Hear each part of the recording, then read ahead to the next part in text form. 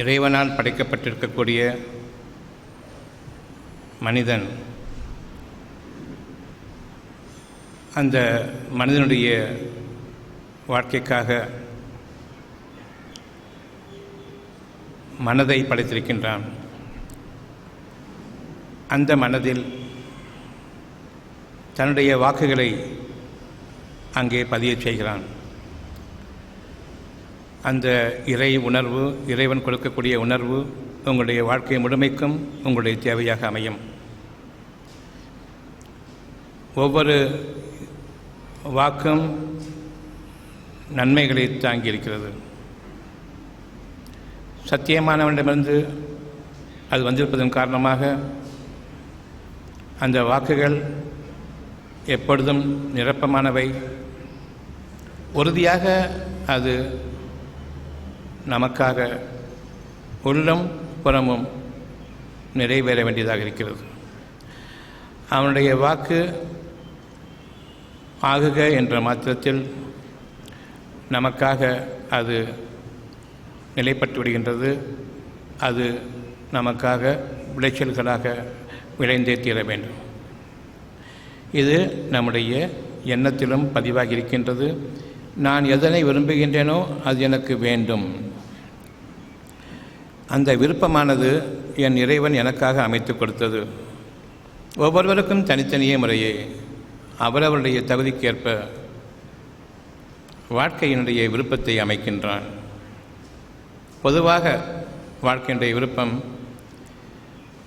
எந்த துன்பமும் என்னை நெருங்கக்கூடாது, என்னுடைய அமைதிக்கு எந்த குறையும் ஏற்படக்கூடாது, சுகத்திற்கு எந்த பாதகமும் கூடாது. ஒவ்வொரு அழகான செய்தியும் ஒவ்வொரு மூச்சிலும் நமக்காக இறங்கிக் கொண்டிருக்கின்றது. இதனை நாம் பெரும்பாலும் உணர்கிறவர்களாக இல்லை.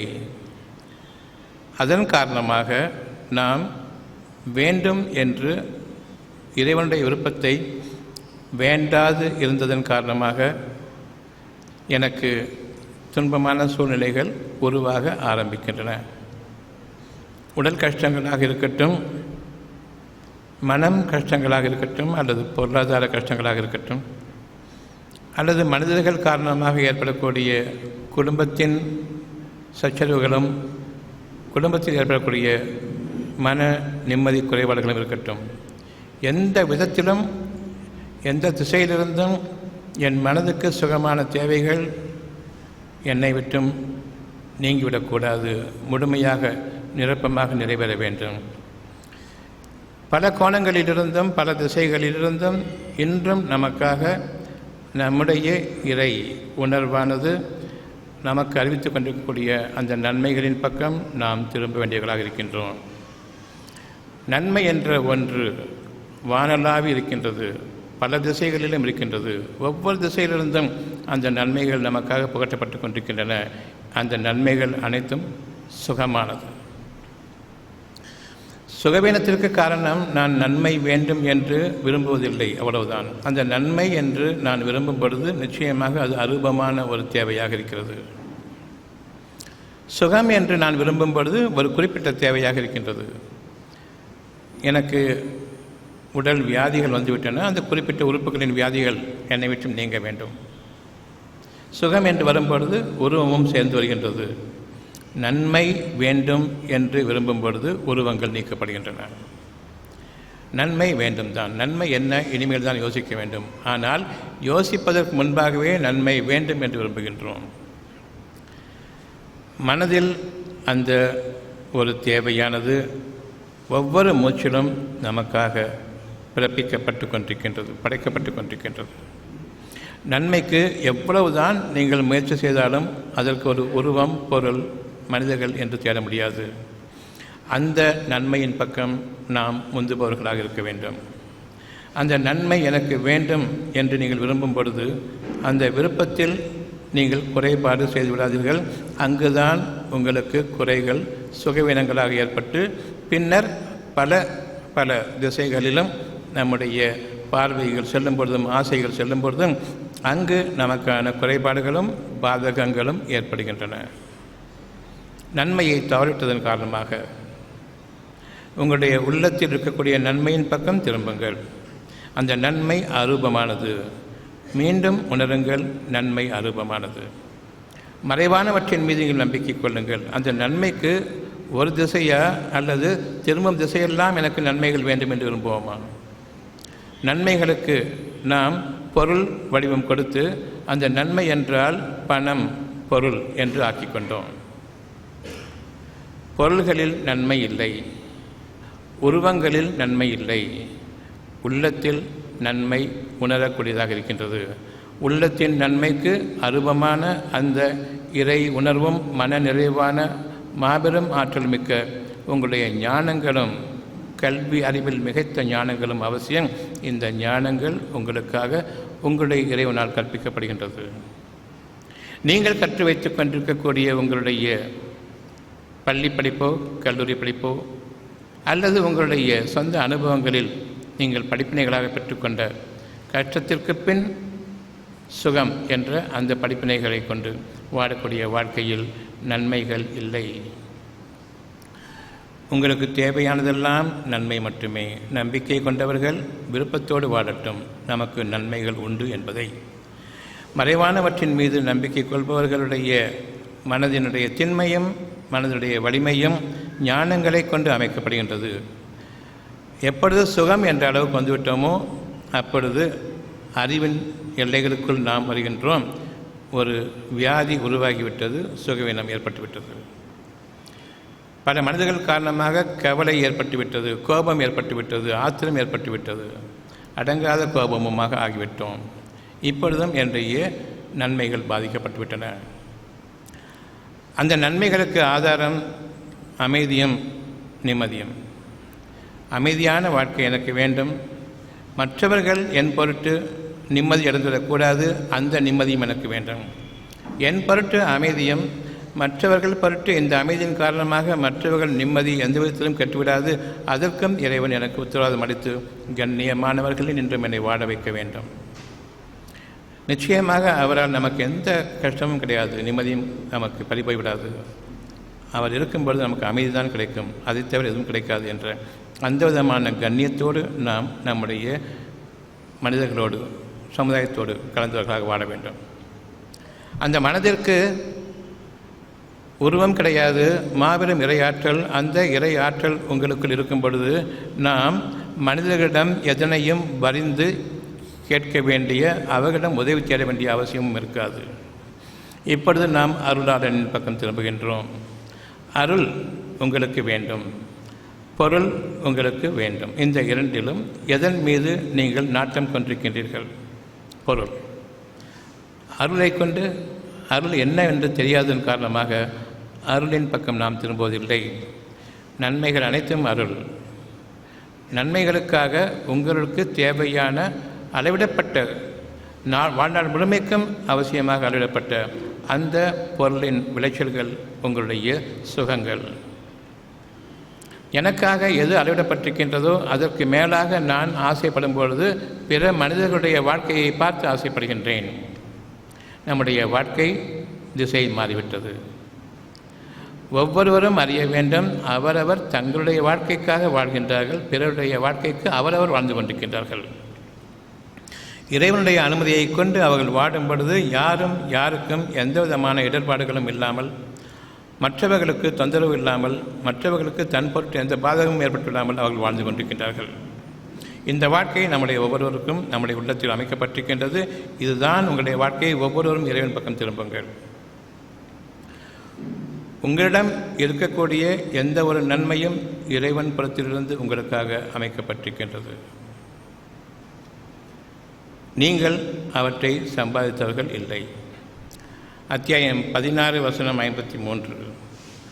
உங்களிடம் இருக்கக்கூடிய ஒவ்வொரு நன்மையும் இறைவன் புறத்திலிருந்து உங்களுக்காக கொடுக்கப்பட்டதாக இருக்கின்றது. பேரருள். நீங்கள் சம்பாதிக்கவில்லை. இன்னும் சில நன்மைகள் இருக்கின்றன. சுகங்களுக்கு இனி நன்மைகள் என்று அர்த்தம் கொள்ளுங்கள். உங்களிடம் நிறைய வேதனைகள் இருக்கின்றன, சுகவீனம் இருக்கின்றது. பல உறுப்புகளில் பல வேதனைகள் இருக்கின்றன, சுகவீனம் இருக்கின்றது. அதையும் தாண்டி மனம் ஒரு அமைதி ஒன்றிருக்கின்றது, நன்மை. சுகத்திற்கும் அப்பால் அதனையும் மிஞ்சியது மிகைக்கக்கூடியது நன்மையாக இருக்கின்றது. அந்த நன்மையின் பக்கம் உங்களுடைய அகத்தை நீங்கள் திருப்பிக் கொள்ளுங்கள். முகம் அந்த அகத்தை நோக்கி இருக்கட்டும். எந்த உறுப்புகளில் பாதகம் இருக்கின்றதோ அதை பார்க்காதீர்கள்.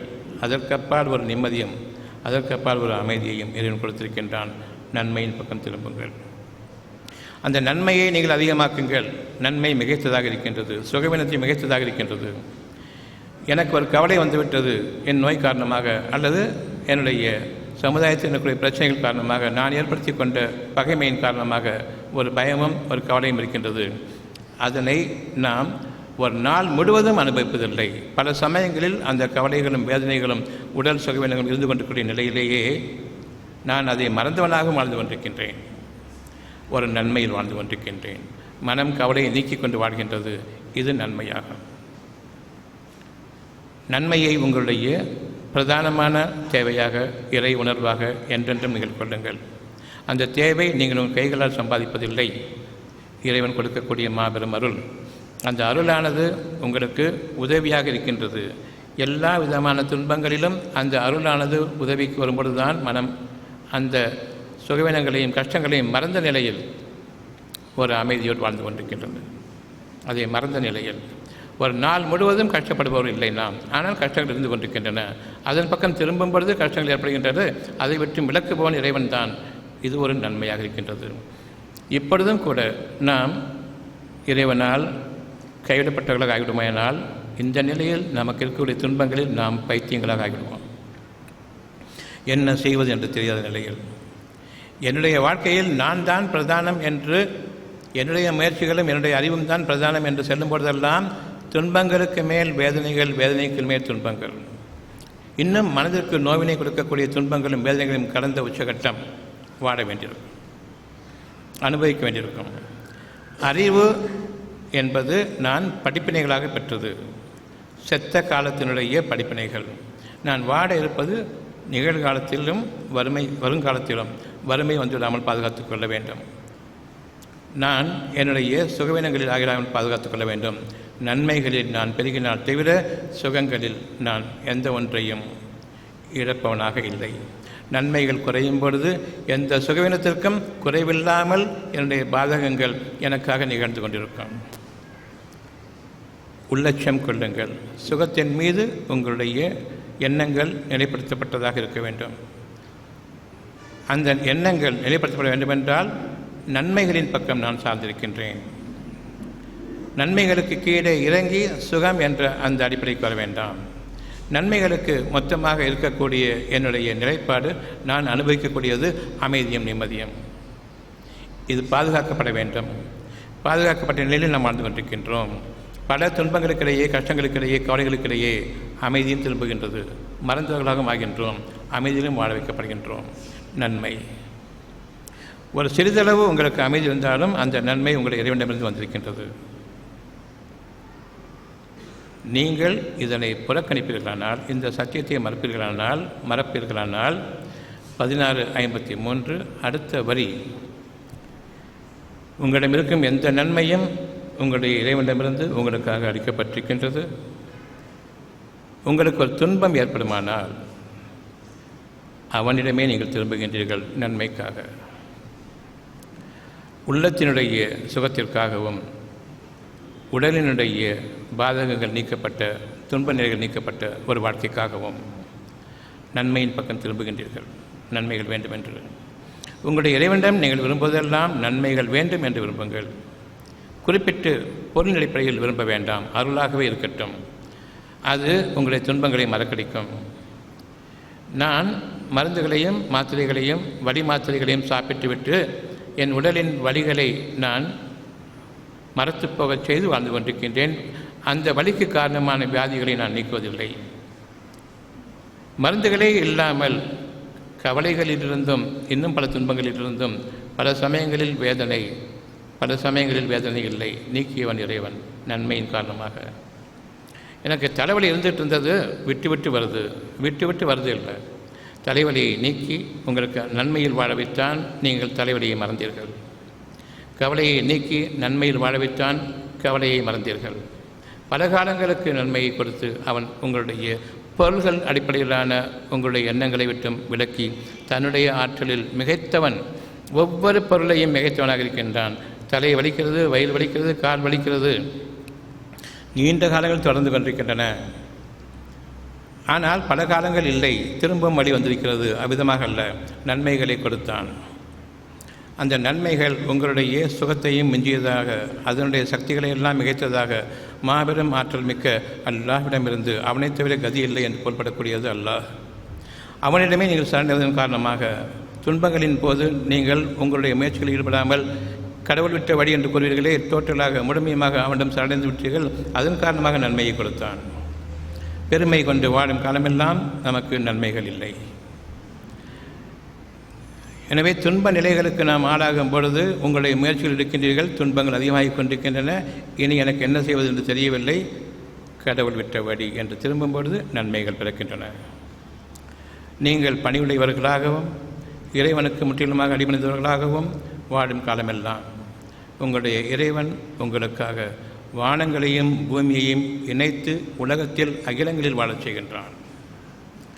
வானங்களும் பூமியும் உங்களுக்காக இணைய வேண்டும், உங்களுடைய நன்மைகளுக்காக.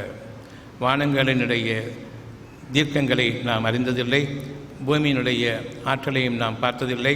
இந்த இரண்டும் இணைந்து நமக்காக விளைச்சல்களாக, நம்முடைய புறப்புலன்களுக்கும் அகத்திற்கும் உரிய விளைச்சல்களாக சூழ்நிலைகளும் அழகான தட்பவெப்ப நிலைகளும், எனக்காக இருக்கக்கூடிய அவ்வளவு என்னுடைய உணவுக்கான படைப்புகளும், இன்னும் நான் அறியாத அந்த சுகங்களும் உங்களுடைய புறச்சூழ்நிலைகளாக இருக்கின்றன. பூமியில் விளையக்கூடிய உங்களுடைய விளைபொருள்களாகவும் இருக்கின்றன. வானங்களிலிருந்து இறங்கக்கூடிய உங்களுடைய பாக்கியங்களாகவும் இருக்கின்றன. இந்த வானங்களும் பூமியும் உங்களுக்காக இயங்குகின்றன. இரவும் பகலும் உங்களை சுற்றி வருகின்றன. நீங்கள் உங்களுடைய இறைவனுக்கு நன்றி செலுத்தும் பொருட்டு அவை அனைத்தும் மாபெரும் படைப்புகளாக இருக்கின்றன. வானங்களும் பூமியும் அவை அனைத்தும் உங்களுக்காக கீழ்ப்படுகின்றன. இறைவனுக்கு பயந்து இறைவனுடைய கட்டளைக்கு அடிபணிந்து உங்களுக்கு கீழ்ப்படுகின்றன. உங்களை விட பிரம்மாண்டமான படைப்பாக இருந்தாலும் சரி, இப்பொழுது உங்களுடைய இறைவன் யார் என்பது தெரிய வேண்டும். உங்களுடைய உள்ளத்தில் அவனுடைய ஆற்றலும் அவனுடைய வாக்குகளும் அவனுடைய அறிவிப்பும் மேலான அந்த அருளானுடைய நெருக்கமும் அந்த உள்ளத்தில் அமையப்பட்டிருக்கின்றது. ஒரே ஒரு வார்த்தை, நன்மையை நீங்கள் மேற்கொள்ளுங்கள் என்று. அத்தியாயம் 16 வசனம் 48. அவனை தவிர கதி இல்லை என்ற பொருள் கொண்டது அல்லாஹ். நீங்கள் கும்பிடுவதும் உன்னை தவிர கதி இல்லை என்பதுதான். உன்னை விட்டால் எனக்கு போக்கிடம் இல்லை என்பதுதான். இனி கடவுளை தவிர வழி இல்லை என்று கூறுவீர்கள். அவ்வளவுக்கும் எல்லாம் ஒரே அர்த்தத்தை கொண்டிருப்பது தான். இறைவன் என்று வந்துவிட்டாலே, கடவுள் என்று வந்துவிட்டாலே, உன்னை தவிர கதி இல்லை, என்னுடைய வாழ்க்கையில் நான் பட்ட பாடு போதும், இனி நீ ஒருவன்தான் கதி என்று அந்த நிலைப்பாட்டை மேற்கொள்ளும் பொழுது நன்மைகள். அதனுடைய பொருளானது, அதுக்கான ஒரு வார்த்தை அல்லாஹ் என்பது. உருவம் இல்லை, நன்மைகளுக்கு உருவம் இல்லை, உள்ளத்திற்கு உருவம் இல்லை, மனம் என்று நாம் கூறுகின்றோம், உருவம் இல்லை, வானத்திற்கும் உருவம் இல்லை. உங்களுடைய சக்தி திரட்சிகளாக விளைந்திருக்கின்றனவே, அந்த விளைச்சல்களை பார்க்கின்றீர்கள், அதுக்குள்ள இருக்கக்கூடிய சக்தியை நீங்கள் அறிய மாற்றீர்கள். அங்கும் அருபமான மாபெரும் ஆற்றல் உங்களுக்காக. ஒரு ருசி, அந்த ருசியை நீங்கள் அறிய மாற்றீர்கள். அந்த ருசியை வாயில் வைத்ததும் சுகமான ருசி, அந்த சுகத்தில் ஒரு நன்மை இருக்கின்றது. புளிப்பு, அது எனக்கு தீமையை கொடுக்கும். கசப்பு வெறுப்பை கொடுக்கின்றது. ஒவ்வொன்றுக்கும் அந்த சக்தி நிலை எப்படி என்னுடைய உள்ளத்தில் தகுதிகளை மாற்றி அமைக்கிறது. சுகமான அனுபவங்களில் வாழ வேண்டும்.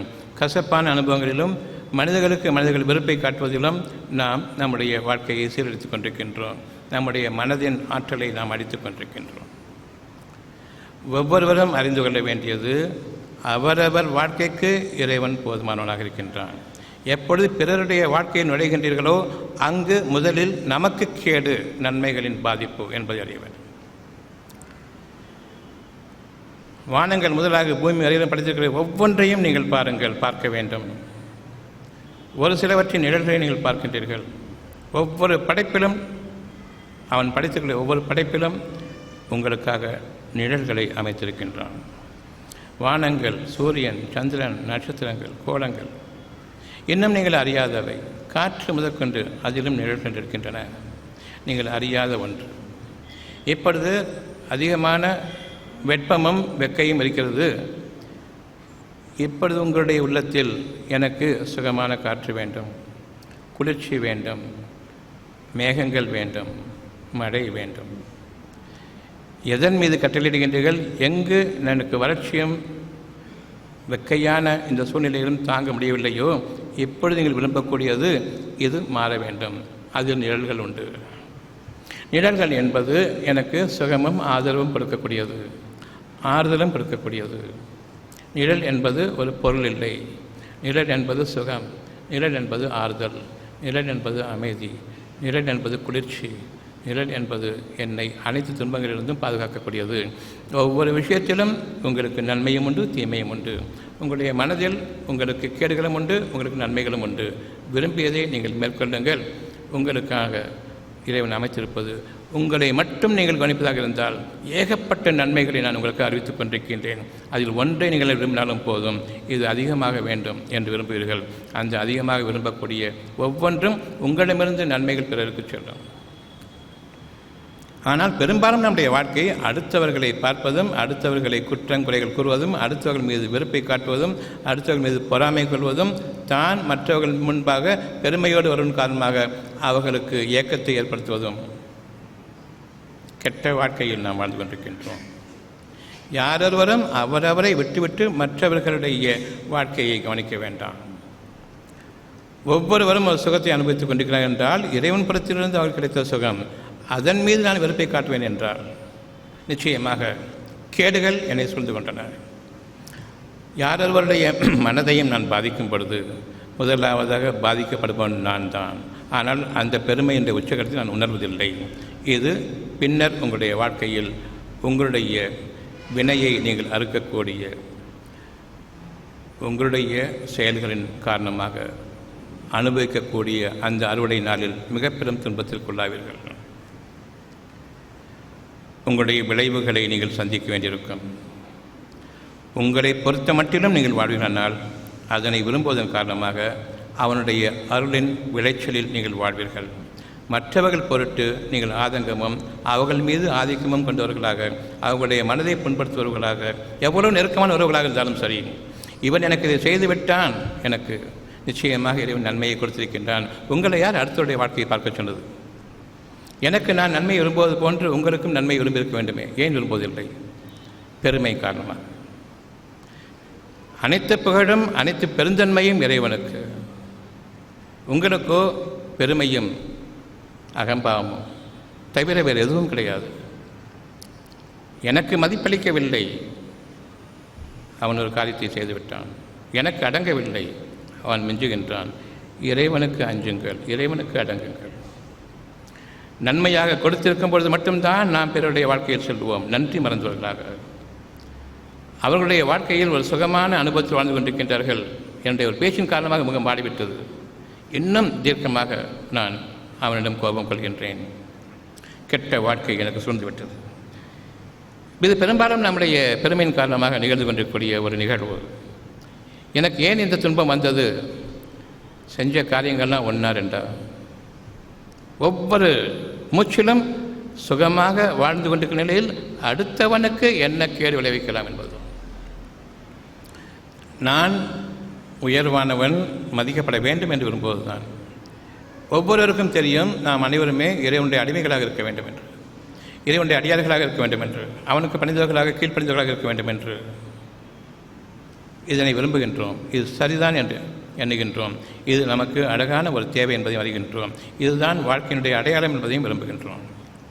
அவ்வாறு இருக்கும் பொழுது நீங்கள் பணத்தால் உயர்ந்திருக்கலாம், நீங்கள் உங்களுடைய அதிகாரத்தால் பெரும் பலம் படைத்தவர்களாக இருக்கலாம். ஆனால் உள்ளத்தில் அறிவிக்கப்பட்டிருப்பது நீங்கள் அனைவரும் இறைவனுக்கு அடிமைகள் என்பதை. அவனுக்கு அடிபணிந்து நன்மைகளை பேணிக்கொள்ளுங்கள். அவனுக்கு மிஞ்சி உங்களுடைய நன்மைகளை கெடுத்துக் கொள்ளாதீர்கள். நன்மையை நான் கெடுக்கும் பொழுது ஒரு திசை இரண்டு திசை அல்ல, திரும்பும் திசையெல்லாம் எனக்கு வேதனைகள் காத்திருக்கின்றன. இருந்த போதிலும் நன்மையை அந்த அளவுக்கு இறைவன் நீக்கிவிடுவதில்லை. ஓரளவுக்கு நன்மையோடு இன்னமும் உங்களுக்காக நல்லறிவும் நல்லாற்றலும் உணர்ந்து கொள்ளக்கூடிய சக்தியும் அதனை போதிக்கும் பொழுது ஏற்றுக்கொள்ளக்கூடிய மனப்பக்குவமும் இருப்பதை இறைவன் அறிகின்றான். ஏனென்றால் தான் அமைத்தது தான் அது. அவ்வாறு இருக்கும் பொழுது நான் உங்களுடைய பெரியவனாக நான் என்னை காட்டிக்கொண்டிருந்தால் இறைவனுக்கு எல்லோரும் சமம் அடிமை என்றாகிவிட பொழுது நீங்கள் என்னை மதிக்க வேண்டும், நான் பெருமைப்படுத்தப்பட வேண்டும் என்று இருக்கும் பொழுது இறைவனை நான் மறக்கின்றேன். அவனுக்கு புகழ் கிடையாது, நமக்குள் என்னை நீங்கள் புகழுங்கள், என்னை நீங்கள் பெருமைப்படுத்துங்கள் என்றாகும் பொழுது ஷைத்தானாக மாறுகின்றோம். நிச்சயமாக ஷைத்தான் நம்மை தீண்டிவிட்டான், இறைவன் விலகி கொண்டான் என்பது பொருள். பெருமை என்ற ஒன்று எனக்கு இருக்கும் பொழுது அருளை விட்டும் நான் விலகிவிட்டேன். அருள் என்பது உங்களுக்கான உதவியும் பாதுகாப்பும், இவ்வளவுதான். என் வாழ்க்கை முழுமைக்கும் எனக்கு அருளும் வேண்டும், இறைவனுடைய அனுகிரகமும் வேண்டும், அதாவது அவனுடைய உதவியும் அவனுடைய பாதுகாப்பும் வேண்டும்.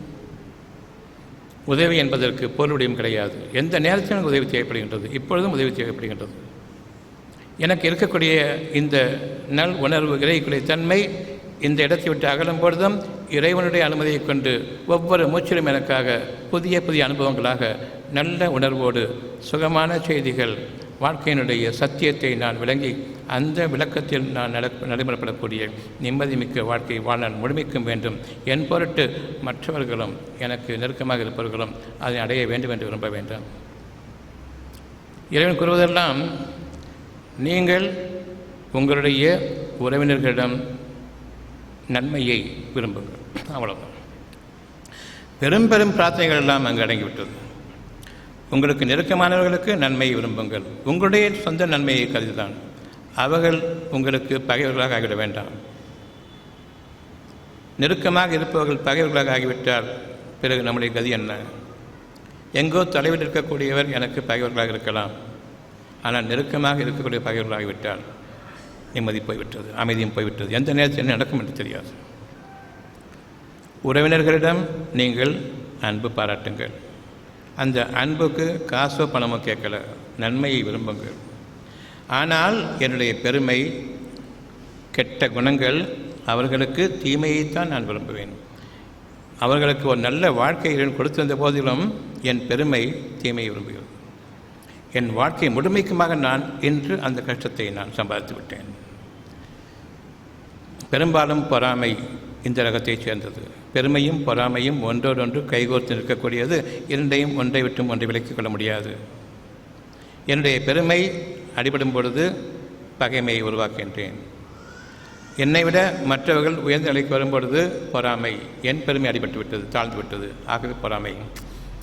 அவ்வளவுமே உங்களுக்கு இருக்கக்கூடிய நன்மைகளும் உங்களுக்கு இருக்கக்கூடிய தீமைகளும் சொற்ப நாட்கள் ஒரு சோதனைக்காக கொடுக்கப்பட்டிருக்கின்றது. நாம் எவ்விதமாக செயல்படுகின்றோம் என்பதை பார்க்க வேண்டி சுகமான உணர்வோடு இறைவனுக்கு படிபணிந்தவர்களாக பயபக்தியோடு நான் மற்றவர்கள் மீது பொறாமை கொண்டிருக்கின்றேனா? அப்படியானால் என்னுடைய பெருமை எனக்கு இருக்கிறது. மற்றவர்கள் சுகமாக வளர்ந்து வருவதை என்னால் தாங்க முடியவில்லை. எல்லோரிடமும் இருக்கக்கூடிய மிக கெட்ட குணம். இப்பொழுது நமக்கு இறைவனுடைய உதவி வேண்டும். எனக்கு நன்மைகளை அளிப்பாயாக இறைவனை. அந்த நன்மைகள் ஒரு திசை அல்ல, அனைத்து திசைகளும். எண்ணிலடங்காத திசைகளிலிருந்து எனக்கு நான் நன்மைகளை நான் பெறலிக்கின்றேன். நன்மையை விரும்ப வேண்டி நன்மையின் பால் முந்திக் கொள்ளுங்கள். நீங்கள் சொர்க்கத்தின் பால் முந்துகின்றீர்கள். யார் நன்மையின் பக்கம் திரும்புகின்றார்களோ, நன்மையை விரும்புகின்றார்களோ, அவர்கள் சொர்க்கமனத்தை விரும்புகின்றார்கள். இந்த உலகத்தில் அவர்களுக்கான தோட்டங்களும் அவர்களுக்கான நீரூற்றுகளும் அவர்களுக்கான நீரோடைகளும் அவர்களுக்கான கனிவகைகளும் அவர்களுக்கான அழகான சீதோஷ்ணங்களும் நிச்சயமாக அவர்கள் மீது வானங்களிலிருந்து பொழியக்கூடிய மாபெரும் இறை ஆற்றலாக இருக்கின்றது. சத்தியமான உண்மை. வேண்டுமா என்று கேட்கும்போது வேண்டும். பிறகு ஏன் மறுக்கின்றீர்கள்? முடியுமா என்பது யாரால் முடியுமா என்று கேட்கின்றீர்கள்?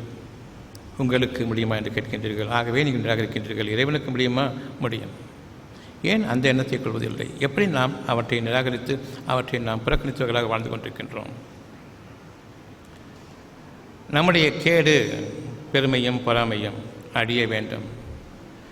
உங்களுடைய உறவினர்களுக்கும் உங்களுடைய நண்பர்களுக்கும் நன்மையை நாடுங்கள். நீங்கள் அவர்களுக்கு பணம் காசு செலவழிக்க வேண்டாம். அவர்கள் உங்களுக்கு எதனையும் கடன் பட்டுவிட வேண்டாம். மறைவானது. இந்த மறைவான தர்மகுணம் வேண்டும். தர்மம் என்பது பொருள் அடிப்படையிலானது அல்ல. தர்மம் என்பது அதர்மத்திற்கு எதிரானது. அதர்மம் என்பது குணக்கேடுகள், தர்மம் என்பது குணநலன்கள். நாம் தர்மம் என்றாலே காசு பணம் கொடுப்பதை எண்ணிக்கொண்டிருக்கின்றோம். உங்களிடமிருந்து காசு பணமோ தேவையில்லை. அந்த காசுக்கு இருக்கக்கூடிய கேடு உங்களே சூழ்ந்து கொள்ளட்டும். நன்மைக்காக செலவு செய்தால் அந்த பணத்திற்கு உயிரோட்டம் கிடைக்கும். அதை கொண்டு நீங்கள் செலவு செய்யக்கூடிய ஒரு காரியத்திற்கு அந்த உயிரோட்டமானது உங்களுக்கு நன்மைகளை கொடுக்கும். கருவிக்கொண்டே கொடுப்பதும் பிறகு எப்பொழுது அவனிடமிருந்து இதற்கு அதிகமாக லாபம் ஈட்டுவது என்று எண்ணுவதும் செத்த பிணங்களாக நாம் வாழ்ந்து கொண்டிருக்கின்றோம் என்பதற்கான அடிப்படை அது. உங்களுடைய உணர்வின் பக்கம் நீங்கள் திரும்ப வேண்டும். ஒவ்வொரு பொருளும் உங்களுக்கு நிழல்கள் இருக்கின்றன. அவை உங்களுக்கான வளமும் இடமுமாக பணிகின்றன. நீங்கள் வலப்புறம் சாயும் பொழுதும் இடப்புறம் சாயும் பொழுதும் நேர் பாதையிலிருந்து உங்களுக்கு நன்மைகளை நீங்கள் விரும்பும் பொழுது வலப்புறம் சாய்கின்றீர்கள். விருப்பத்திற்கு அவை செவிசாய்க்கின்றன. வானங்களும் பூமியும் ஒவ்வொரு படைப்பும் ஒவ்வொரு பொருளும் செவிசாய்க்கின்றன. உங்களுக்கு ஒரு நிழல் ஏற்படுகின்றது. நிழல் என்பது நாம் பார்க்கக்கூடிய நிழல் அல்ல. நிழலுடைய பொருள் என்ன? நிழலுடைய பொருள் அமைதி அளிப்பதும், சுகமளிப்பதும், ஆதரவளிப்பதும், ஆதரவளிப்பதும், ஓய்வு அளிப்பதும், குளிர்ச்சி அளிப்பதும், இவை அனைத்தும் நன்மைகள். உங்களுடைய நன்மைகளுக்காக அவை பணிகின்றன. இப்பொழுது எனக்கான நன்மைகளில் நான் ஆகும் பொழுது என்னுடைய பல திசைகளிலிருந்தும் என்னுடைய கஷ்டங்கள் நீங்கி இன்னும் நன்மைகள் சுகங்களும் பெருகி வரும் பொழுது நான் பெருமை கொண்டவனாக ஆகிவிடக்கூடாது. இந்த பெருமை பொறாமையிலும் ஆகிவிடும். இறைவனுக்கு மேலாக நான் ஆகிவிட்டேன் என்பது அதனுடைய பொருள். நீங்கள் என்னை மதிக்க வேண்டும், எனக்கு நீங்கள் கீழ்ப்படிய வேண்டும், எனக்கு நீங்கள் அடிமைகளாக இருக்க வேண்டும் என்று நான் எண்ணுகின்றேன் பெருமையின் காரணமாக. ஆனால் இறைவனுக்குரிய நீங்கள் எல்லோரும் எனக்கு சமமான அடிமைகள் என்று நான் அதை மறுத்து மனிதர்களிடம் என்னை நான் மேலோங்கி செய்து பலரை என் பக்கம் என்னை நீங்கள் புகழ்கள் என்று திருப்பும் பொழுது அவர்களை வடிகெடுத்ததன் பாவம் இறைவனுக்கு மேலாக என்னை உயர்த்திக் கொண்டது அல்லது நிகராக என்னை ஆக்கிக் கொண்டது. இவற்றுக்கான பாவம் இறை அருள் நீங்குகின்றது. நான் இப்பொழுது உதவியற்றவனாகவும் பாதுகாப்பற்றவனாகவும் ஆகிவிடுகின்றேன். திரும்பும் திசையெல்லாம் வேதனைகள் எனக்காக காத்திருக்கின்றன. நீங்கள் தர்மவான்களாக மாறுங்கள் என்று உங்களை இறைவன் பணிக்கின்றான். தர்ம குணம், காசு பணம் தர்மம் அல்ல. அதர்மத்திற்கு எதிரான அழகான ஒரு நல்வாழ்க்கையை நீங்கள் விரும்புங்கள். இது வேத வாக்கு. தீமையின் பக்கம் நீங்கள் சாயும் பொழுது நிழல்கள் பணிகின்றன. அந்த நிழல்கள் என்ன கூறுகின்றன? இறைவன் ஒருவன் இருக்கின்றான், கவலை வேண்டாம். நன்மைகளின் பக்கம் சாயும் போது பெருமை வேண்டாம். நிழல்கள் சாய்கின்றன, இன்னும் நன்மையை பெருக்கிக் கொள்ளுங்கள். தீமையின் பக்கம் செல்லும் பொழுது மனம் சோர்ந்துவிட வேண்டாம். உறுதியாக நம்பிக்கை கொள்ளுங்கள். பெருமையை கைவிடுங்கள், நீங்கள் உயர்த்தப்படுவீர்கள். இது சோதனை காலம், பொறுமையை மேற்கொள்ளுங்கள் என்று. ஒவ்வொரு பொருளும் உங்களுக்காக பணிக்கின்றன. ஒவ்வொரு விஷயமும் உங்களுடைய விருப்பத்திற்கு அது செவிசாய்ப்பதில்லை. ஆனால் இறைவனுடைய வாக்குக்கு காத்திருக்கின்றன. ஒவ்வொன்றும் உங்களுக்கான நன்மைகளை கொடுக்கக்கூடியதாக இருக்கின்றது. என்னுடைய கவலைகளை மறந்திருக்கக்கூடிய நேரம் நான் நன்மைகளில் வாழ்கின்றேன். பிறகு கவலையை போய்விட்டதா, சூழ்நிலையில் போய்விட்டதா, அந்த கவலைக்கான சூழ்நிலைகள் மாறிவிட்டதா என்று பார்க்கின்றேன். மாறவில்லை, அப்படியே இருக்கின்றது. ஆனால் இங்கு கவலையை கொடுத்ததும் கவலையை நீக்கியதும் யார்? சோதனை. உங்களுக்காக உருவாகி கொண்டிருக்கிற சூழ்நிலையை பாருங்கள் என்று இறைவன் அறிவித்தது தான் கவலை ஏற்படுத்தியது. இனி நிழல்கள் பணிகின்றன. இறைவனுடைய வாக்குகளின் படி ஒவ்வொரு நிழலும் ஒவ்வொரு குளிர்ச்சியும் எனக்கு அறிவிக்கின்றது, கவலை வேண்டாம் என்று. நான் கவலையை மறக்கின்றேன். சூழ்நிலைகளை பார்க்காதீர்கள். உள்ளத்திலிருந்து உருவாகக்கூடியதும் விளைவுகளாகவும் நான் என் காரியமாக எந்த நன்மையை முற்படுத்தினேனோ அந்த நன்மைக்குரிய அழகான பலன்களாகவும் நான் எவற்றை புறக்கணித்தேனோ அதற்குரிய கேடுகளாகவும் நான் எதிர்பார்த்து கொண்டிருக்கின்றேன். உங்களுடைய செயல்கள் உங்களுடைய எண்ணங்களிலிருந்து, உங்களுடைய எண்ணங்கள் தூய்மையாக இருக்கட்டும், ஒரே எண்ணமாக இருக்கட்டும், நன்மை வேண்டும். சுகங்கள் பக்கம் போகும்பொழுது இங்கு ஒரு சுகவீனம், இங்கு ஒரு சுகவீனம், அங்கு ஒரு சுகவீனம், உள்ளுக்குள் பல உறுப்புகள் பல சுகவீனம் பிரிந்து விடுகின்றன. எந்த சுகவீனத்தையும் உங்களால் அடைய முடியாது. ஒன்றுக்கு வாருங்கள், நன்மை வேண்டும். அந்த நன்மை அமைதியில் பிரதிபலிக்கும். அந்த அமைதி என்னை சுற்றிலும் நிம்மதியை கொண்டு வரும். என் பொருட்டு யாரும் அமைதி எடுக்க மாட்டார்கள். ஆனால் என் பெருமையின் காரணமாக மற்றவர்களுடைய நிம்மதி கெட்டுவிடும். என்னுடைய அகம்பாவத்தின் காரணமாக மற்றவர்களை நான் அடிக்கவும் துணிவேன். அடிப்பது என்பது மனதை சீரழிப்பது, மனதை காயப்படுத்துவது, மனதை கொலை செய்வதுதான் உடல் ரீதியாக கொலை செய்வதை விட மிக கொடிதாகும். மனதின் வேதனையை தாங்கிக் கொள்ள முடியாமல் என்னை நானே தற்கொலை செய்து கொள்வேன். அவ்வாறு இருக்கும்போது உடல் ரீதியாக கொலை செய்வது கொலையா, அதை விட வாழ வைத்துக்கொண்டு ஒவ்வொரு நொடிப்பொழுதும் அவர்களுடைய மனதை நோகடித்து கொண்டு, நெருக்கமானவர்களுடைய மனதை நோகடித்து கொண்டு அவர்களை அல்லும் பகலும் துன்புறுத்தி கொண்டு வாழக்கூடிய இந்த கொடிய மனநிலை விட்டும் நாம் விலக வேண்டும். அது சிறிதோ பெரிதோ, லேசான ஒரு கோபத்தை காட்டினாலும் பெரும் கோபத்தை காட்டினாலும் சரி, லேசான ஒரு வெறுப்பை காட்டினாலும் சரி, வாழ்க்கை முழுமைக்கும் பகைமை என்ற அளவுக்கு நான் வெறுப்பை கொண்டு வந்தாலும் சரி, நிச்சயமாக நாம் கொலையாளிகள். கொலைக்குரிய தண்டனை கொலைதான். வாழ்ந்து கொண்டிருக்கிற நிலையிலேயே பெரும் துன்பங்கள் நம்மை ஆட்கொள்வதை விட்டும் என்று நாம் நம்மை பாதுகாத்துக் கொள்ள வேண்டும். தாங்க முடியாத கஷ்டம், மனம் என்ற ஒன்று இருக்கின்றது, நீங்கிவிட்டது. உடல் கஷ்டங்களில் நான் வாழ்ந்து கொண்டிருக்கின்றேன். மனம் என்ற ஒன்று நான் நிலைப்படுத்தி கொண்டிருக்கும் காலமெல்லாம் உடல் கஷ்டங்கள் தெரியாது. எப்பொழுதும் நம்முடைய உடலில் பல்வேறு விதமான கஷ்டங்கள் இருக்கின்றன. அவற்றை தாங்கிக் கொண்டிருப்பது உங்களுடைய மனம்தான். ஏனென்றால் கொஞ்சம் நல்ல குணம் ஒட்டி கொண்டிருக்கின்றது, நன்மைகள் ஒட்டி கொண்டிருக்கின்றன. எனவே நான் என்னுடைய சுகவீனம் பொருள் என்ற கீழான நிலையில் நான் இன்னும் இறங்கவில்லை. அது மேன்மையான என் மனதின் திண்மையின் காரணமாகவும் திறனின் காரணமாகவும் ஒன்றுமில்லை என்ற அளவுக்கு அது புறக்கணிக்கப்பட்ட நிலையில் நான் வாழ்ந்து கொண்டிருக்கின்றேன். இது மாபெரும் இறை ஆற்றல். மிகைத்தவனும் ஞானம் மிக்கவனுமாகிய இறைவன் நமக்கு அளித்திருக்கக்கூடிய அந்த மாபெரும் பொக்கிஷம் அருள் கொடை. இந்த அருள் எனக்கு வேண்டும். நீங்கள் எல்லோருமே குடும்பம் சகிதமாக வாழ்ந்து கொண்டிருப்பவர்கள். அனைவரும் உங்களுக்குள் ஒருவருக்கொருவர் வெறுப்பும் சச்சரவும் இருக்கின்றன. நீக்கிக் கொள்ளுங்கள். உங்களிடமிருந்து விரும்புவதெல்லாம் அது மட்டும்தான். உறவினர்களிடம் அன்பு பாராட்டுங்கள். இதற்கு மேல் எதுவுமே செய்ய சொல்லவில்லை. மற்றவர்கள் மீது அன்பு பாராட்ட முடியாது, தேவையும் இல்லை. அவரவர் உறவுகள் அவரவர்களுக்கு நன்மையை விரும்பட்டும். யார் மீது நீங்கள் கடுமையான கோபம் கொண்டு அவர்களை நீங்கள் இம்சித்து கொண்டிருக்கின்றீர்களோ விலகிவிடுங்கள். பாவ மன்னிப்போடு பயபக்தியோடு. துன்பம் நெருங்கிவிட்டது. இப்பொழுதும் உங்களுடைய நன்மைகளின் காரணமாகத்தான் துன்பங்களை உணரவிடாமல் அந்த சுகத்தில் வாழ வைத்துக் கொண்டிருக்கின்றான். வானங்களிலும் பூமியிலும் இருக்கக்கூடிய அவ்வளவும் தன்னுடைய நிழல்களை உங்கள் மீது அமைத்து கொண்டிருக்கின்றன. இறைவனுடைய கட்டளையை மேற்கொண்டவர்களாக அவை அனைத்துமே இறைவனுக்கு அடிபணிகின்றன. எவ்வளவு பிரம்மாண்டமாக இருந்தாலும் சரி, உங்களுக்கு அவை அடிபணியும். என்ன இவன் களிமண்ணிலிருந்து படைக்கப்பட்டவன், தூசி போன்று எங்களுடைய படைப்புக்கு முன்பாக என்று சூரியனும் சந்திரனும் நட்சத்திரங்களும் கோள்களும் வானங்களும் உங்களுக்கு மீறிய ஒரு சக்தி படைத்திருந்தாலும் இறைவனுடைய கட்டளைக்கு அடிபணிந்து உங்களுக்காக பணிகின்றன. நீங்கள் சாதாரணமானவர்கள், நான் மிகைத்தவன் என்ற பெருமை பாராட்டுவதில்லை. யாரொருவரும் இதனை ஏற்றுக்கொள்ளக்கூடிய மனநிலையில் இருக்கின்றீர்கள். இந்த சத்தியத்தை மீறக்கூடிய மனநிலை கிடையாது. ஒரே மனநிலை. உங்களுக்காக இறைவன் அமைத்திருக்கக்கூடிய இன்னொரு விஷயம், நீங்கள் உங்களுடைய உள்ளத்தை இரண்டாக பிரித்து விடாதீர்கள். எதிரும் புதிருமாக ஆக்கிவிடாதீர்கள். நன்மையும் வேண்டும், தீமையும் எனக்கு பெருமிதம் பெருமை என்று எண்ண வேண்டாம். மிக பெரும் கேடுகளில் நாம் வாழ்ந்து கொண்டிருக்கின்றோம். உறவினர்களிடம் பகைமை பாராட்டி கொண்டிருக்கின்றோம். அநியாயமாகவும் அக்கிரமமாகவும் அகம்பாவமாகவும் வேண்டாம். யார் தங்களுடைய உறவினர்கள் மீதும் நண்பர்கள் மீதும் நெருக்கம் பாராட்டுகின்றார்களோ உங்களிடமிருந்து ஒரு பைசா செலவு செய்ய வேண்டிய அவசியம் இல்லை. நல்ல குணம் இருக்கட்டும்.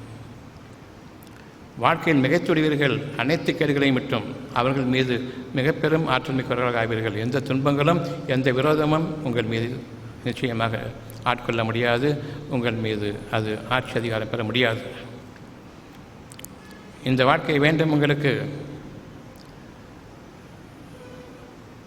உங்களுடைய குடும்ப உறவினர்களிடத்தே நீங்கள் இனியும் பகைமை வெறுப்பை பாராட்டக்கூடாது. நீங்கள் முகம் மலர்ச்சியோடு அவர்களிடம் நீங்கள் பழக வேண்டும். உங்கள் முக மலர்ச்சி அவர்கள் உங்களுக்கு முன்பாக நடுநிலைக்கு வர வேண்டும் என்பதுதான். அவர்களை சபிப்பதோ கோபப்படுவதோ கிடையாது. பெரும்பாலும் இது நிகழ்ந்து கொண்டிருக்கிற நிகழ்ச்சிகள். இப்பொழுதும் உங்களை இதற்காக எந்த துன்பமும் தீண்டவில்லை. ஏனெனில் இறைவனுடைய வாக்கு சுற்றிருக்கூடிய அவ்வளவு உங்களுக்காக நிழலை தர வேண்டும். படைத்திற்குரிய ஒவ்வொன்றிலிருந்தும் நான் நிழல்களை அறிகின்றேன். அந்த நிழல்கள் எவ்வளவு வெப்பமாக இருந்தாலும் சரி தாங்கிக் கொள்ளக்கூடிய அளவுக்குத்தான் இருக்கின்றன, தாங்க முடியாத அளவுக்கு போவதில்லை. இருந்தாலும் நாம் தாங்க முடியவில்லையே என்று கூறுகின்றோம். இவ்விதமாக கூறுவதை விட்டு நன்மைகள் வேண்டும் இறைவனே என்று நீங்கள் திரும்புங்கள். வானங்களும் பூமியும் உங்களுக்கு அடிபணிகின்றன. நீங்கள் ஒருவருக்கு அடிபணிய மாட்டீர்கள். ஒருவருக்கு ஒரு இறைவனுக்கு கட்டளைக்கு அடிபணிந்து அவர்களுக்கு நன்மை வரும் மாட்டீர்கள். ஆனால் உங்களைப் போன்று மற்ற அனைத்து படைப்புகளும் பெருமடிப்பதில்லை. இறைவனுக்கே பணிகின்றன, அவனுக்கே கீழ்ப்படுகின்றன. நீங்கள் 2 தெய்வங்களை ஆக்கிக் கொண்டிருக்கின்றீர்கள். அத்தியாயம் 16 வசனம் 51. 2 தெய்வங்களை நீங்கள் ஆக்கிக் கொண்டிருக்கின்றீர்கள். உங்களுடைய மன இச்சைகள், பெருமை, பொறாமை, உங்களுடைய வலிமை, உங்களால் முடியும் என்ற அந்த ஆணவம், எனக்கு அப்பால் எதுவும் கிடையாது என்ற அந்த அகம்பாவம், எல்லாவற்றையும் கொண்டு நானே இறைவன், என் முயற்சி தான் என்னுடைய வாழ்க்கை, எனக்கு முயற்சி இல்லை என்றால் தெய்வம் உதவாது என்று கூறக்கூடிய அளவுக்கு உங்களை நீங்கள் தெய்வமாக ஆக்கிக் கொண்டீர்கள். அடியக்கூடிய அற்பமான பிறவி தன்னை தெய்வமாக கருதுகின்றது. வானங்களையும் பூமியும் அவனுக்கு அடிப்படை செய்ததற்காக வேண்டி ஒரு சோதனை காலம் அவர்களுடைய வாழ்க்கை முழுமையிலும் உணராத நிலையில் அவர்கள் பெருமை கொண்டு விட்டார்கள். எனக்கு முன்பாக நீ எதுவுமே இல்லை என்ற அளவுக்கு, அந்த கடவுளே வந்தாலும் உன்னை காப்பாற்ற முடியாது என்று சொல்லக்கூடிய அளவுக்கு, நான் என்ன நினைக்கிறேனோ அதை செய்தே தீர வேண்டும், கெட்டதாக இருந்தாலுமா பெருமையும் அகம்பாவம் எனக்கு மிஞ்சிவிட்டது. இப்பொழுது உங்களுக்கு ஒரு சிறிய ஒரு ஆற்றலை நீங்கள் முற்பகுதியில் செய்த நன்மைகளுக்காக வேண்டி ஒரு சோதனைக்காக கொடுத்தால் அதனை அடுத்த நிமிடமே உங்களுடைய கேடுகளுக்கு ஆக்கிக்கொள்வீர்களா? இது நான் என் அறிவின் காரணமாக சம்பாதித்தது என்று கூறுகின்றான். அந்த அறிவை கொடுத்தது யார்? இனி உனக்கு கஷ்டமே ஏற்படாது என்று நீ முடிவு விட்டாயா? ஆம் என்று கூறக்கூடிய அந்த நேரத்தில் அவனுடைய தீமைகள் சூழ்ந்து கொண்டன, நிழல்கள் நீக்கப்படுகின்றன. இன்று நாம் நம்முடைய சுகமான அனுபவங்களின் பக்கம் திரும்ப இருக்கின்றோம். என்னுடைய கேடுகளை விட்டும் நான் நீங்க வேண்டும், எங்கள் இறைவனே என்று ஆரம்பிக்க வேண்டும். என் இறைவனே என்று உங்களுக்கு மட்டும் கூப்பிடாதீர்கள், உங்களுடைய குடும்பத்தினருக்கும் நண்பர்களும் அவ்வளவிற்கும் சேர்த்து தர்மத்தை மேற்கொள்ளுங்கள். எங்கள் இறைவனே, நன்மைகளை கொண்டு எங்களை வாழவை முடிந்துவிட்டது. வாழ்க்கை முழுமைக்குமான பிரார்த்தனை அங்கு முடிந்துவிட்டது. நன்மைகளை கொண்டு எங்களை வாழவை, நன்மைகளின் பக்கம் எங்களை நிலைப்படுத்து. உன்னுடைய பேராற்றலை கொண்டும் ஞானங்களை கொண்டும் மிகைத்த அந்த மாபெரும் பண்புகளை கொண்டு எங்களை வாழ வைப்பாயாக. உங்களுடைய எண்ணம் இவ்விதமாக இருக்கட்டும். லேசான பிரார்த்தனை சிந்தித்து உணர்வோருக்கு இன்னும் லேசாகும். உங்களுடைய வாழ்க்கையில் உங்களுடைய காசு பணம் உங்களுக்கு உதவாது, கூட வராது. நாளைய வாழ்க்கையை பற்றிய உள்ளட்சத்தை இப்பொழுது அந்த நிழல் அறிவிக்கின்றன. எவ்வளவு பணம் கொண்டிருந்தாலும் சரி, நாளைய வாழ்க்கையை பற்றிய நிழலை அறிவிக்கின்றது. இது போய்விடும். உங்களுக்கும் கவலை ஏற்படுகின்றது, என்னைக்கும் இந்த பணம் என்று இருக்குமா, போயிடுமா, சேர்த்து வை. ஆக நாளைய வாழ்க்கையில் நான் சேமிக்க ஆரம்பிக்கின்றேன். இது ஒன்று போதும் நீங்கள் உங்களுடைய அறிவை கொண்டு சம்பாதிக்கவில்லை என்பதற்கு. என் அறிவின் காரணமாக, திறமையின் காரணமாக நான் சம்பாதித்தேன் என்றால் எதற்காக சேர்த்து வைக்க வேண்டும்? அறிவோடும் திறமையோடும் இன்னும் நீங்கள் ஒவ்வொரு நாளும் அனுபவங்களை கொண்டு வாழ்ந்து கொண்டிருக்கும் பொழுது உங்களுடைய நிலைப்பாடு இன்னும் உயர வேண்டும். இன்றைய நாளை காட்டிலும் நாளைக்கு நீங்கள் அதிகமாக சம்பாதிப்பீர்களே. உங்களுடைய எண்ணங்களும் உங்களுடைய எண்ணங்களின் போக்கும் சரி என்று இருக்குமானால் எப்படி பயம் வந்தது? நாளை வாழ்க்கையில் சேமிக்க ஆரம்பிக்கின்றீர்கள். அப்படி என்றால் இன்று நான் சம்பாதிக்கவில்லை, ஒரு சோதனைக்காக கொடுக்கப்பட்டது. எதற்காக சம்பாதிக்க வேண்டும்? உங்களை கேளுங்கள். செலவு செய்வதற்காக. எதற்காக செலவு செய்ய வேண்டும்? வசதியான வாழ்க்கைக்காக. எதற்காக வசதியான வாழ்க்கை எனக்கு வேண்டும் என்று தோன்றுகின்றது. இந்த வேண்டும் வேண்டுதலாக அமையவில்லையா? அதன் காரணமாகத்தானே என்று உங்களுக்காக கொடுத்தேன். எப்படி நீங்கள் இப்பொழுது நான் கொடுக்கும் பொழுது சுருக்க ஆரம்பித்து விட்டீர்கள், சேமித்து வைத்துக் கொண்டு வாழ வேண்டும் என்று. பின்னர் நான் சேமிப்பில் வாழப் போகின்றேன், நான் சம்பாதிக்க முடியாது.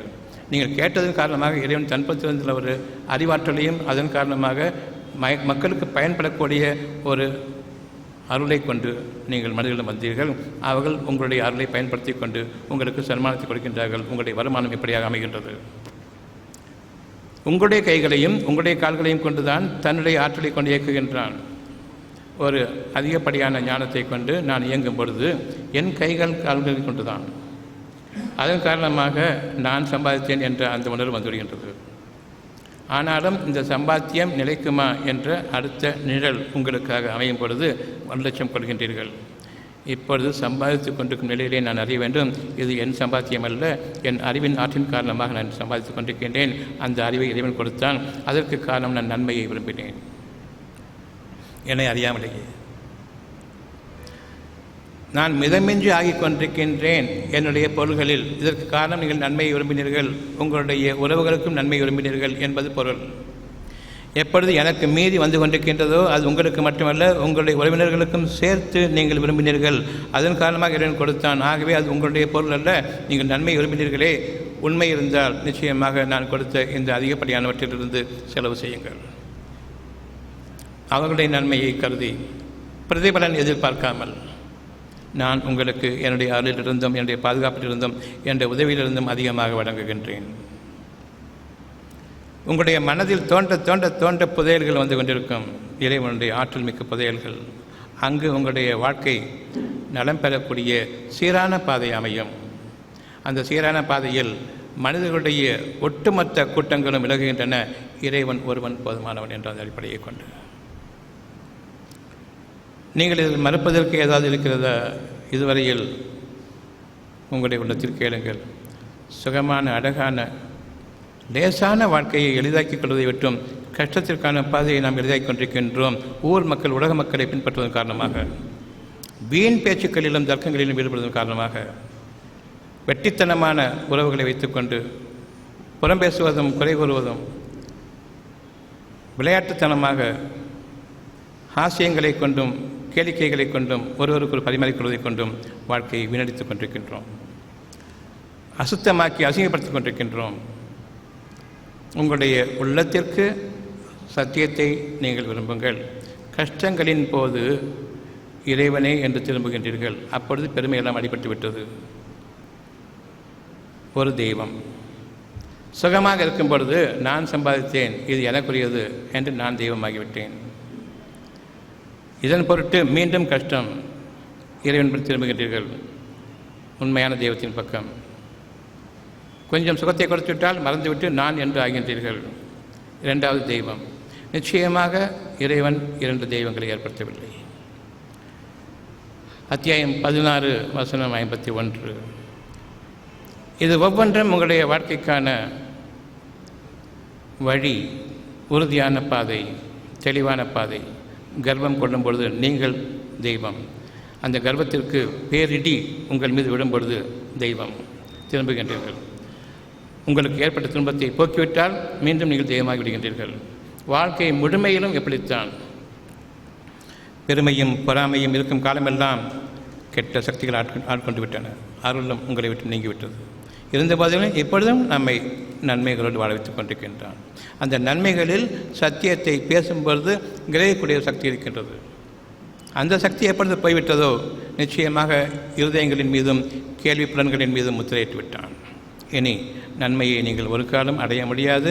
நன்மையை என்னவென்று கூட உங்களால் அறியவும் முடியாது. இப்படிப்பட்ட ஒரு சூழ்நிலை மாபெரும் துர்பாக்கியம். இந்த துர்பாக்கியம் நம்மை நெருப்பில் ஆழ்த்திவிடும். நெருப்பின் வேதனையில் நாம் வாழவும் முடியாது, சாகவும் முடியாது. அந்த நெருப்பு உங்களுடைய மனதை தீட்டக்கூடியதாக இருக்கிறது. இந்த நெருப்பு குளிர்காயக்கூடிய நெருப்பு, நாம் மூட்டக்கூடிய நெருப்பு. இந்த நெருப்பு இதற்கு தாங்கக்கூடிய சக்தி கிடையாது. இந்த நெருப்புடைய வேதனைக்கு அந்த நெருப்பில் நான் குளிர்கின்றேன். தீக்குளித்தல் என் உயிர் தேவையில்லை. உடலால் உங்களை கொல்வதை காட்டிலும் மனதால் கொல்வது இன்னும் மிக மிக தாங்க முடியாது. நெருப்பின் வேதனை கூட தாங்க முடியும். இது மாபெரும் இறைவனால் தூண்டப்பட்ட அந்த நெருப்பு, இறைவனால் மூட்டப்பட்ட அந்த நெருப்பு சுற்றிலும் மூட்டப்படும். திரும்பிய திசையமெல்லாம் மரண வேதனை. நமக்கு இது கூடாது. ஆனால் நீங்கள் மரணத்தை விரும்புவீர்கள், ஆனால் அது தொலைவு. நீங்கள் வாழ வேண்டியவர்கள் இதே வேதனையோடு. உங்களுடைய நிலைமை என்ன? இப்பொழுது நான் உள்ளட்சம் கொள்ள வேண்டாம். உடலின் வேதனையை காட்டிலும் மனவேதனை மிக அதிகமானது. நிலை கொள்ள முடியாது. ஒரு செகண்ட் உட்கார முடியாது மனவேதனையில். ஆனால் 1 மணி நேரமாக அமர்ந்திருக்கின்றோம். எப்பேற்பட்ட இறை பாக்கியம் நமக்காக இறைவனுடைய உதவியை கொண்டு நிகழ்ந்து கொண்டிருக்கிறது என்பதை பாருங்கள். என்னவென்று எண்ணுவீர்கள் நீங்கள்? இறைவனுடைய நிழல்கள், அவன் படைத்த ஒவ்வொரு பொருளிலிருந்தும் உங்களுக்காக. குளிர்ந்த காற்று வருகிறது என்றால் அவனுடைய பேச்சை பேசும் காரணமாக அவனுக்கு பணிந்து நிழல்கள், வானங்கள் முதலாக பூமி வரையிலும் அந்த நிழல்கள் உங்கள் மீது. அவை உங்களை விட தான் பெரியவன் என்று பெருமை அடிப்பதில்லை, இறைவனுக்கு பணிகின்றன. அத்தியாயம் 16:48. நிச்சயமாக பெருமை அடிப்பதில்லை, உங்களுக்காக பணிகின்றன. 49 வானங்களும் பூமியும் உங்களுக்காக பணிகின்றன. 16:49. இதில் எத்தகைய சந்தேகமும் இல்லை. 16:50 மீண்டும் உங்களுக்காக பணிகின்றன. அவை பெருமை அடிப்பதில்லை. ஆனால் அற்பமான களிமண்ணிலிருந்து படைக்கப்பட்ட உங்களுக்கு இவ்வளவு பெருமை இருந்தாலும் மாபெரும் படைப்பாக உங்களை படைத்ததன் காரணமாக தன் மீது உங்கள் மீது கருணை கொள்வதை தன் மீது கடமையாக்கி கொண்டான். அதன் காரணமாக அவனை நீங்கள் இல்லை என்று ஆக்கிட வேண்டாம். இன்று நீங்கள் சுகமாக வாழ்ந்துதான் கொண்டிருக்கின்றீர்கள். அவ்வளவு நன்மைகளும் நான் என்னிடம் இருக்கிறது என்று பெருமை கொண்ட நிலையிலும் எனக்கு ஏன் வேதனை வரவில்லை என்று கேட்கின்றார்கள். வேதனை நிச்சயமாக சிறிது காலம் பிற்படுத்தியிருக்கின்றோம். ஆகவே நீங்கள் உங்கள் சுகத்தில் நீங்கள் அனுபவித்து வாருங்கள். வெகு சீக்கிரம் உங்களுடைய வினைகள் உங்களுடைய விளைவுகளாக மாறும் பொழுது அதனுடைய விளைவுகளில் நீங்கள் சிக்கி சீரடையும் போது அப்பொழுதும் இறைவன் ஒருவேளை உங்களை மன்னிக்கலாம். நீங்கள் உணர்வுடையவராக இருப்பீர்களானால். எந்த தருணத்திலும் வாழ வைக்கப்பட்டு கொண்டிருக்கும் காலமெல்லாம் எனக்கு எல்லாம் போய்விட்டதோ என்று எண்ண வேண்டாம். உள்ளத்தில் இருக்கக்கூடிய ஒரு நன்மையை நீங்கள் பாருங்கள். இவ்வளவுக்கு மத்தியில் அவ்வப்பொழுது எனக்கு ஒரு தீர்வு, ஒரு சுகம், ஒரு கவலை நீக்கப்பட்ட ஒரு அமைதி கிடைத்துவிட்டு போய் கொண்டிருக்கின்றது. நிச்சயமாக இறைவன் என் மீது கருணை கொண்டிருக்கின்றான், விடக்கூடாது. அவ்வளவு துன்பங்களுக்கிடையே ஒரு சிறு அமைதி வந்து போகின்றது. இன்னமும் இறைவன் கருணையோட்டிருக்கின்றான். என் இறைவனே எனக்கு நன்மைகள் அதிகரிப்பாயாக.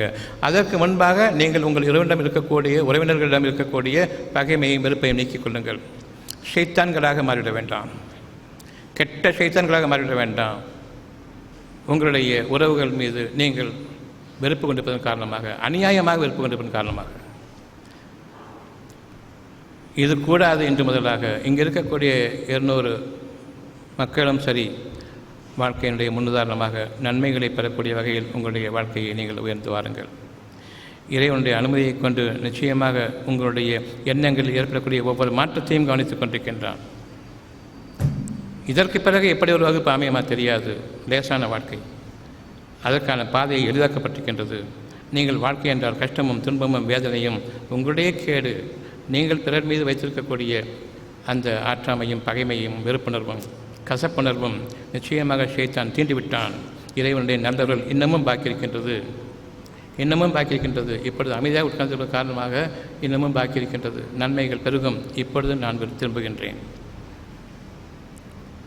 ஆக மற்றவர்களுக்கு நீங்கள் தர்ம குணத்தோடு இருக்கும் பொழுது இறைவன் உங்களுக்காக தன் புறத்திலிருந்து நன்மைகள் அளிக்கின்றான். நீங்கள் ஒரு தெய்வமாக ஆகிவிட வேண்டாம், அடிமைகளாக இருங்கள். சுகம் கிடைத்துவிட்டால் நான் தெய்வம், சுகமில்லை என்றால் அவன் தெய்வம். சுகமாக இருக்கும் பொழுது டிவி ஓடிக்கொண்டிருக்கும், கேளிக்கைகளும் வேடிக்கைகளும் குத்தாட்டங்களும் போய்கொண்டிருக்கும். நான் என் மனைச்சைகளை நான் அங்கு கொண்டு வருகின்றேன், இது எனக்கு சுகமாக இருக்கின்றது என்று. கேலியும் கூத்தும் உங்களுக்கு சுகமா? அப்படி என்றால் உங்களுடைய வாழ்க்கையில் நீங்கள் நிலைப்படுத்திக் கொள்ள வேண்டியது தானே? முடியாது. தவறு, கஷ்டங்கள், வேதனைகள் என்னால் பொறுக்க முடியாது. என்னுடைய குடும்பத்தார்கள் கேளிக்கைகளிலும் கூத்தாட்டங்களிலும் மானக்கேடுகளிலும் சென்றுவிட்டால் நிச்சயமாக தாங்க முடியாது. ஆனால் மானக்கேடுகளையும் மனைச்சைகளையும் ரசித்துக் கொண்டிருக்கின்றேன். இதில் சுகம் இருக்கிறது என்று எண்ணிக்கொண்டிருக்கின்றேன். பெரும் கேடு இருக்கின்றது. இதே நேரம் இவ்வளவு மனைச்சைகளிலும் மானக்கேடுகளிலும் நான் என்னுடைய டிவி குடும்பத்தார் அனைவருமாக உட்கார்ந்து பார்த்து கொண்டிருக்கும் போது திடீரென்று குடும்ப அங்கத்தினர்களிடையே ஒரு சோதனை வந்து பெரும் துன்பத்திற்கு உள்ளாகும் பொழுது என்ன நடக்கிறது? டிவி ஆஃப் பண்ண, இந்த கூத்தாட்டம் இனி கூடாது. இருக்கிறதா இல்லையா? கடவுளே என்று திரும்பி இருக்கிறது தானே? இப்பொழுது சுகம் எங்கே இருக்கிறது? 2 தெய்வங்களை ஏற்படுத்திக் கொள்ளாதீர்கள். எப்பொழுதும் பயபக்தியுடன் இருங்கள். எப்பொழுதும் சுகமாக வாழ்ந்து கொண்டிருக்கின்றீர்களோ அந்த சுகமாக வாழ்ந்து கொண்டிருக்கும் நிலையில் தான் எந்த நேரத்தில் கெடுகோராக என்னை வந்து வேதனை அடைந்துவிடுமோ என்று பயப்படுங்கள். 16:47 அதற்கு முன்பாக பகல் நேரங்களில் விளையாடி கொண்டிருக்கும் பொழுது உங்களை வேதனை தீண்டாது என்ற அச்சம் கொண்டிருக்கின்றீர்களா? அதற்கு முன்பாக 16:46 உங்களுடைய போக்குவரத்தின் போதே அவன் உங்களை பிடிக்க மாட்டான் என்று நீங்கள் அச்சம் தெரிந்திருக்கின்றீர்களா? பயம் அற்றுப்போய்விட்டதா? சிடுகுறாக வேதனை வந்ததை பார்த்ததே கிடையாது வாழ்க்கையில். நாம் நம்முடைய இறைவன் பக்கம் பயபக்தியாளர்களாக, நன்மையை நாடியவர்களாக திரும்ப வேண்டும். நீங்கள் உங்களுடைய பிரார்த்தனையை மேற்கொள்ளுங்கள். எங்கள் இறைவனே, நன்மைகளை எங்களுக்கு நீ அறிவித்தாய். லேசான வாழ்க்கையை எளிதாக்கக்கூடிய இவ்வளவு சிறப்பான பாதையை நீ எனக்கு அறிவித்தாய். எங்களுக்கும் எங்கள் குடும்பத்தினருக்கும் இடையே பகைமை ஏற்படும் வண்ணம் எங்களை கைவிட்டு விடாதிருப்பாயாக. நிச்சயமாக வேதனைகள் நன்மைக்கு முன்பாக அற்பமானவை. அது எங்களை விட்டும் நீங்கும். சோதனைகள் தான் பொருளடிப்படையில் நான் வாழக்கூடிய வாழ்க்கையை விட அருளாக நன்மையை நீ அளித்திருக்கின்றாய், அமைதியை கொடுக்கின்றாய். இந்த அமைதிக்கும் நன்மைக்கும் பாதகமாக, விரோதமாக நான் செயல்பட்டுவிட வேண்டாம். எங்களையும் எங்கள் குடும்பத்தினரையும் எங்கள் சந்ததிகளையும் இந்த வகையில் நீ சீர்படுத்தியருள்வாயாக. எங்கள் இறைவனை நாங்கள் கேட்டுக்கொண்ட எந்த ஒரு விஷயத்திலிருந்தும் நாங்கள் தவிர்க்க வேண்டாம். நிச்சயமாக ஒவ்வொன்றையும் உன்புறத்தில் நாங்கள் சமர்ப்பித்து விட்டோம். நாங்கள் மறந்த போதிலும் எங்களை வழிநடத்த நீ தவறிவிடாதே. ஒட்டுமொத்தமாக உன்னிடம் ஒப்படைத்து விட்டேன். ஆக இன்று நாம் நம்முடைய இறைவனிடம் அடிமைகளாக வாழ ஆரம்பம் செய்ய வேண்டும். பெருமையையும் பொறாமையையும் நாம் விட்டுவிட்டு தர்ம குணத்தில், அதர்மத்திலிருந்து விலகியவர்களாக வாழ வேண்டும். இன்னும் வேதத்தின் பகுதிகளை எங்களுக்கு நீ அதிகம் அதிகம் அறிவிப்பாயாக. எங்களை உன்னுடைய அடியார்களாகவும் உனக்கு அடிமைப்பட்டவர்களாகவும் நீ படைத்திருக்கும் ஒவ்வொரு பொருள்களின் நிழல்களிலும் நான் வாழ வேண்டும் என்ற விருப்பத்தையும் நீங்கள் கொள்ளுங்கள். அந்த நிழல்கள் எனக்கு ஓய்வையும் கொடுக்கும், அமைதியையும் கொடுக்கும். அந்த நிழல்கள் எனக்கு ஆறுதலையும் அளிக்கும், குளிர்ச்சியையும் அளிக்கும், கண் குளிர்ச்சியை அளிக்கும், அகப்பார்வையினுடைய ஆற்றலையும் அதிகரிக்கும். வானங்களும் பூமியும் எனக்கு அடிமை, அவற்றுக்கு நான் அடிமை அல்ல. ஒவ்வொரு பொருளும் எவ்வளவு பிரம்மாண்டமாக இருந்தாலும் இந்த மனிதன் என்ற உயர்வான உன்னுடைய படைப்புக்காக வேண்டி உனக்கு பணிந்து அவை கீழ்ப்படுகின்றன. அவை என்னிடம் பெருமையடிப்பதில்லை. இறைவனுடைய கட்டளைக்கு ஏற்றுக்கொண்டோம். இறைவனை எங்களையும் ஏற்றுக்கொள்வாயாக, எங்கள் சந்ததிகளையும் ஏற்றுக்கொள்வாயாக. இந்த வகுப்பின் இறுதியில் உங்களுடைய வாழ்க்கை புதிய வாழ்க்கையாக ஆரம்பமாகிறது.